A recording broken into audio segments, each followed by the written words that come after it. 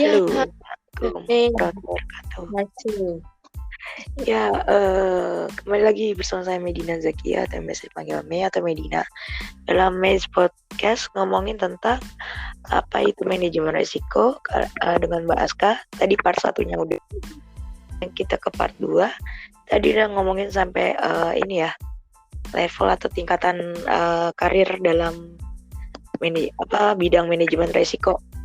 Betul. Nah, ini tadi sebenarnya aku agak balik sedikit ke kontennya apa itu manajemen risiko karena agak-agak kepo nih. Tadi kan kita nggak sempat ngomongin yang telat itu kan. Nah, itu nanti penerapan manajemen risiko dalam saya case-nya telat. Nah, itu nanti berupa rekomendasi, misalnya hasil analisis berupa rekomendasi dengan data kuantitatif kualitatif, atau juga ada cuma sekedar kesimpulan atau ada saran atau solusi. Ya, betul sekali. Istilahnya memang rekomendasi ya. Jadi dari pihak divisi manajemen risiko itu memberikan rekomendasi terhadap unit-unit ataupun satuan organisasi di suatu perusahaan atau di organisasinya. Nah, rekomendasinya itu tadi kan berdasarkan analisis kualitatif dan kuantitatif. Jadi ada dua. Jadi rekomendasi kualitatif bisa, rekomendasi kuantitatif juga bisa. Tapi kurang lebih bentuk saran itu mungkin lebih ke rekomendasi kualitatif ya. Karena untuk beberapa peristiwa itu biasanya disarankan untuk misalnya 1, 2, 3. Nah, saran-sarannya itulah yang nantinya kalau misalnya dimanfaatkan oleh unit yang terkait itu dinamakan sebagai mitigasi risiko. Jadi mitigasi risiko itu kurang lebih namanya solusi dari bagaimana menangani atau mengantisipasi supaya risiko itu bisa diminimalkan sekecil mungkin, gitu Mbak. Itu bisa nggak solusinya dalam bentuk ide kreatif? Contoh nih, aku tadi kepikiran gini, kalau orang udah tahu ya yang telat itu, misalnya kita kasih case-nya telat, orang sering telat itu udah budaya, malah dari dulu udah sering budaya telat. Justru dulu kayaknya aku pernah lupa kelas, aku kan pernah ngasdos atau ngasma dulu kan. Asma itu kayak asisten dosen tapi yang jadi mahasiswa. Nah itu lupa di kelas aku tuh, kelas yang itu pernah gini kan, ada yang telat. Terus kita ngomongnya gini, lupa antara aku atau dosenku, ngomongnya gini, bisa nggak alasan telatnya jangan yang biasa, kan yang biasa tahu kan, macet lah, apalah, kesiangan itu emang dari dulu kayak begitu gitu. Ya kan, jadinya bisa nggak nih yang itu. Nah, tadi aku kepikiran gini, mungkin nggak rekomendasinya itu dalam bentuk contoh, kalau dikaitin sama teknologi ya, nih kaitin dikit sama teknologi, misalnya ada apps kan sekarang ada ya, aku lihat beberapa tuh ada apps yang ngasih tauin jadwal biar kita terjadwal gitu kan, yang segi sampai gini ngerjain apa, atau ada lagi apps notes atau kayak nerapin Pomodoro teknik, udah pernah denger loh? Pomodoro teknik yang kayak gitu, ada kan apps kayak gitu. Nah, tadi aku baru kepikiran, mungkin nggak ini rekomendasi dari hasil divisi manajemen risiko itu berupa misalnya di bukan satker ya, divisi lain misalnya membuat apps biar Waker udah biasa ya, bukan Waker ya, mungkin itu kayak kalau di bukan timer ya, kalau misalnya di konvensional kan kayak workbook gitu, tapi kok di digital mungkin jadi kayak plan hari ini jam segini, berangkat jam segini, kayak gitu-gitu.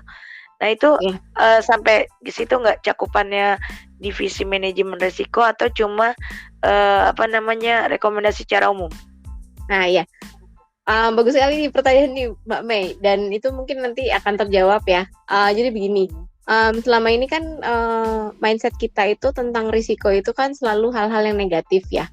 Risiko itu pasti karena dia memberikan dampak peluang suatu peristiwa memberikan dampak negatif terhadap tujuan organisasi atau perusahaan kan selalu negatif. Nah, ternyata dalam perkembangannya ilmu manajemen risiko pun akhir-akhir ini ataupun baru-baru ini itu dikembangkan menjadi risiko positif. Jadi ada istilah risiko positif.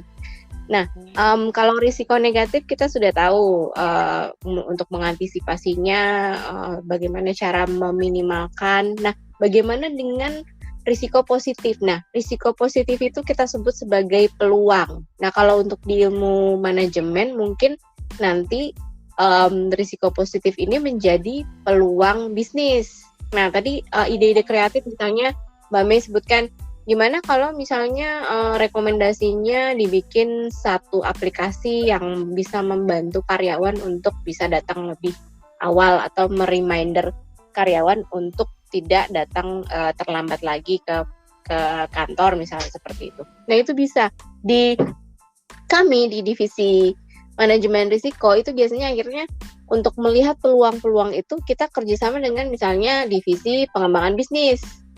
Misalnya, jadi bisakah misalnya Bisnis satu proses ya, Kak? perusahaan, iya, bisakah satu perusahaan katakanlah kerjasama antara manajemen risiko, kemudian divisi pengembangan bisnis dan juga dengan divisi SDM, atau mungkin kerjasama dengan divisi IT untuk mengembangkan aplikasi khusus untuk karyawan di perusahaan internal misalnya seperti itu. Nah, itu bisa menjadi peluang-peluang bisnis. Seperti misalnya kemarin kita lihat di kasus COVID ya. Karena itu kan banyak kemudian korban jiwa, akhirnya dunia industri farmasi juga mengembangkan misalnya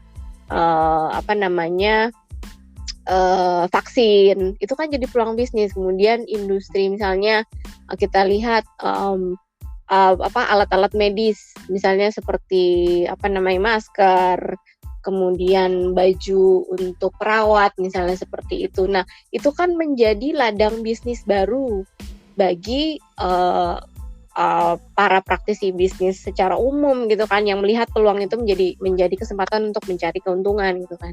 Nah, ide-ide kreatif ini memang sangat ditekankan sekali untuk anak-anak atau untuk agen manajemen risiko. Dalam hari ini kita sebut sebagai risk champion. Jadi kita nih sebagai officer, sebagai petugas yang memang bekerja di divisi manajemen risiko itu dituntut oleh bos kita untuk coba deh kasih solusi yang mungkin lebih kreatif. Jadi jangan rekomendasi yang kita sampaikan kepada unit itu hanya berupa misalnya monitoring, kemudian kebanyakan monitoring evaluasi ya, monef ya. Itu kan lebih ke situ kan, jadi monitoring, kemudian cek dan recheck, kemudian mungkin hal-hal yang sifatnya rutin. Nah, ini kan terlalu mainstream ya, terlalu umum hal-hal seperti itu. Nah, kita ditekankan oleh atasan kita untuk bisa mencari peluang-peluang apa nih yang mungkin risikonya ini bisa menjadi peluang bisnis di masa depan. Jadi kurang lebih begitu sih, Mbak Mei. Oke. Nah, ini udah 8 menit. Aku kalau nge-podcast itu enaknya kadang-kadang ada ini timer, jadi ketahuan udah berapa menit ngomong. Karena kalau kepanjangan kadang-kadang yang ngedengerin juga gak enak, jadi makanya tak jadiin beberapa sesi. Nah, ini kalau adik-adik yang masih kuliah mau berkecimpung dalam dunia risk management, itu biasanya apa tuh standar kualifikasi umumnya, maksudnya harus umumnya lulusan apa, matematika atau atau manajemen atau apa tuh? Ya, sebenarnya pendekatan dari untuk menjadi risk champion itu sebenarnya ya cukup, saya pikir cukup untuk pendidikan mungkin S1 ya, cukup ya, karena memang butuh personil yang memang punya latar belakang pendidikan dari bidang apapun, misalnya nggak harus matematik sama manajemen, nggak harus. Nggak harus seperti itu. Jadi misalnya saya matematika, misalnya ada teman dari bidang hukum, ada teman dari mungkin dari bidang SDM, dari semua bidang ilmu ataupun latar belakang pendidikan apapun diperbolehkan gitu kan. Yang penting mungkin basic utamanya adalah kemampuan untuk mau belajar, jadi membaca referensi. Kemudian kalau misalnya memang kita misalnya pendidikan saya misalnya matematika, saya bisa menggunakan ilmu matematika yang sebenarnya memang dasar manajemen risiko itu juga matematik dan finansial ya. Tapi untuk orang-orang yang mengerti di bidang hukum, kemudian orang-orang yang mengerti di bidang SDM, itu pengetahuan dan ilmu mereka itu sangat bisa dimanfaatkan untuk memberikan rekomendasi terhadap satu risiko dari unit-unit yang berbeda. Karena kan kita menerima risiko ataupun permasalahan dari semua unit yang ada di satu perusahaan. Jadi tidak hanya ilmu matematika ataupun keuangan atau ilmu finansial saja gitu kan yang memang dibutuhkan, tapi semua bentuk latar belakang pendidikan itu dibutuhkan. Tapi yang penting adalah kemampuan untuk bisa belajar, beradaptasi, kemudian berpikir kreatif itu termasuk juga salah satu diantaranya, dan juga bisa menganalisis. Tapi memang untuk perhitungan ataupun beberapa ujian sertifikasi itu ada yang sifatnya kuantitatif, dan itu dibutuhkan pendidikan misalnya keuangan ataupun matematika eksak. Oh gitu. Oke. Nah tuh siapa tahu ada yang tertarik. Silakan dilirik-lirik. Ya apa namanya bukan jurusan bidang pekerjaan risk management. Udah banyak ya itu ya, manajemen risiko di berbagai perusahaan banyak ya. Iya. Swasta, nasional, negeri. Dan sekarang untuk BUMN itu memang diwajibkan ya. Jadi di semua perusahaan BUMN itu memang harus ada sendiri, harus ada divisi manajemen risiko. Gitu. Karena ini penting banget ilmunya. Betul. Aku kan pernah kuliah communication. Di communication itu ada risk communication, berarti ini mirip gitu ya. Tapi kalau itu biasanya udah kejadian, itu ini kayaknya lebih ke bukan masa depan gitu. Jadi misalnya di masa lalu udah kejadian, biasanya tuh kayak termasuk di BUMN ada tuh perusahaan yang global ataupun BUMN, biasanya ada kejadian. Nah ini tim yang PR atau crisis communication-nya biasanya yang maju cuap-cuap biar netral lagi gitu. Nah kayak gitu kayak apa kolaborasi berarti ya, atau satu tim itu risk management dengan yang ngurusin crisis communication, atau saling terkait? Ya kurang lebih memang itu bentuk kolaborasi ya, saya kira bentuk kerjasama dengan lintas unit atau lintas divisi, karena memang mungkin itu di bagian corporate communication ya aku nggak. Jadi datanya sama analisisnya dari si divisi risk management, terus nanti yang cuap-cuap keluarnya itu kali ya, communication corporate yang betul. Karena kan memang ada kalau di Korsek itu kan corporate section atau corporate secretary, itu kan ada internal corporate secretary, ya betul. Ya ada internal dan ada eksternal ya. Jadi mungkin bagian internalnya mungkin lebih ke manajemen risikonya yang memang menganalisis. Tapi untuk misalnya satu perusahaan harus kalau di Korsek itu kan biasanya ada semacam image positif, image negatif perusahaannya, image perusahaan. Nah, untuk mengkomunikasikan misalnya terjadi satu peristiwa, katakanlah misalnya di industri penerbangan terjadi kecelakaan pesawat misalnya. Nah, bagian korseknya itu kan harus menyampaikan bahwasannya terjadinya seperti itu. Itu kan corporate communication. Ya, jadi kurang lebih mereka harus memberikan pernyataan yang memang menjelaskan peristiwa secara transparan, tapi di satu sisi juga harus bisa mempertahankan image positif dari perusahaan tersebut. Nah, itu kombinasi kerjasama antara baik itu Korsek, kemudian dengan manajemen risiko, dan juga dengan corporate communication-nya, mungkin dengan manajemen. Istilah kita aja yang berbeda ya. Aku biasa tanya korkom, kamu korsearch apa yang tadi. Terus aku mau ngegaris bawain yang tadi ya. Yang apa namanya di part yang satu tadi kan diomongin Kaizen ya. Ini takutnya mispersepsi nih. Makanya aku jelasin nanya nih mau apa validasi atau verifikasi, mau nanya Kaizen ini maksud perbaikan terus-menerus bukan? Betul. Jadi Kaizen ambil yang positif, buang yang negatif gitu ya? Ya betul. Nah, Kaizen itu sendiri ada metode. Jadi gini, perbaikan terus-menerus itu kan berarti kan dia mengetahui apa yang kurang ya, kemudian apa yang harus diperbaiki.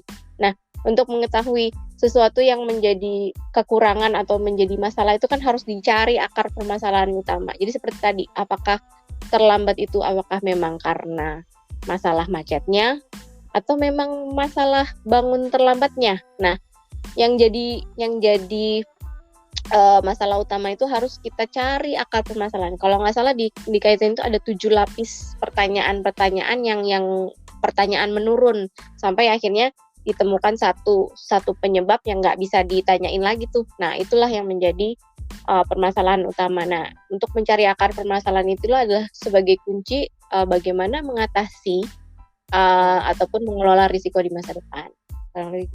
Iya, maaf aku potong bentar. Itu yang 7 pertanyaan ke bawah itu tadi apa? Dari Kaizen atau dari apa tuh metode itu? Di Kaizen ada, di manajemen risiko juga ada yang mirip namanya. Sampai apa? Jadi biar dapat depth-nya itu ya?